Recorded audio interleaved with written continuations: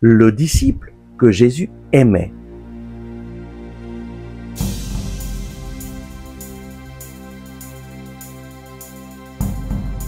Le Christ est ressuscité. Chers amis, bonjour. Nous prions aujourd'hui avec l'Évangile selon saint Jean au chapitre 20, versets 1 et 2. Le premier jour de la semaine, Marie de Magdala vient de bonne heure au tombeau, comme il faisait encore sombre, et elle aperçoit la pierre enlevée du tombeau.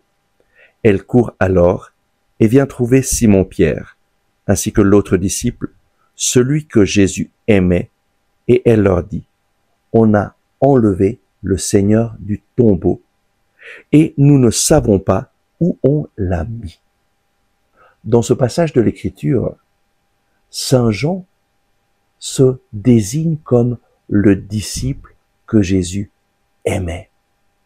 Pourquoi? Parce qu'il se sentait aimé par Jésus.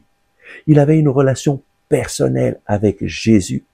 Il savait que Jésus l'aimait. Et toi, est-ce que tu te sens aimé par Jésus? Personnellement, je dois dire que je ne me sentais pas du tout aimé par Jésus.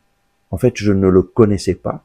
J'allais à l'église et j'espérais faire mon devoir et j'espérais que j'aurais une récompense après ma mort. Mais à l'âge de 22 ans, tout cela me semblait très futile et j'étais sur le point d'abandonner l'église quand j'ai rencontré des jeunes qui m'ont témoigné d'un Jésus vivant qui avait transformé leur vie. Et puis, une jeune femme m'a lancé un défi.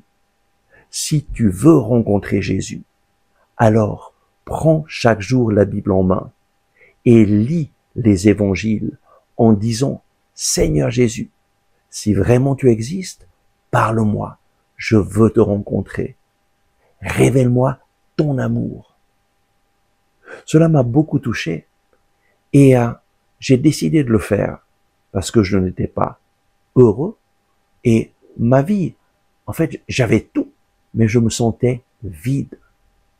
J'ai commencé chaque jour à consacrer 1 heure par jour à lire les évangiles en demandant « Jésus, si vraiment tu existes, révèle-toi à moi, je veux te rencontrer. » Et c'est extraordinaire, parce que sans même que je m'en rende compte, petit à petit, la joie est entrée dans mon cœur.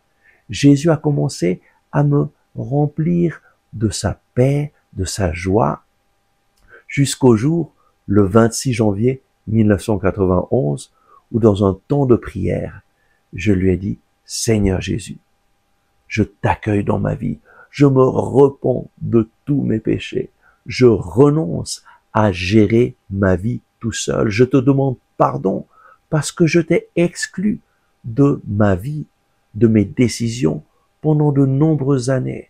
Aujourd'hui, je reviens à toi. Révèle-toi à moi. Je veux te rencontrer. Je te donne ma vie. Je t'accueille comme mon sauveur. » Et lorsque j'ai fait cette prière, lui s'est révélé. Il a touché mon cœur. J'ai fait l'expérience de son amour. J'ai pleuré comme je n'avais jamais pleuré. J'ai pleuré de repentir, mais aussi de joie. La joie de me sentir pardonné et aimé. Et depuis ce jour-là, je peux dire avec saint Jean, je suis le disciple que Jésus aime. Je me sens aimé par Jésus. Je sais qu'il m'aime et qu'il a un projet merveilleux pour ma vie. Aujourd'hui, je te lance le même défi qu'on m'a lancé. Prends chaque jour la Bible en main et lis les évangiles, au moins un chapitre de l'évangile chaque jour, en disant « Seigneur Jésus, si vraiment tu existes, parle-moi, guide-moi, montre-moi le chemin à suivre. Révèle-toi, je veux te rencontrer. » Et donne-lui cette opportunité de te parler chaque jour à travers sa parole. Fais-le régulièrement.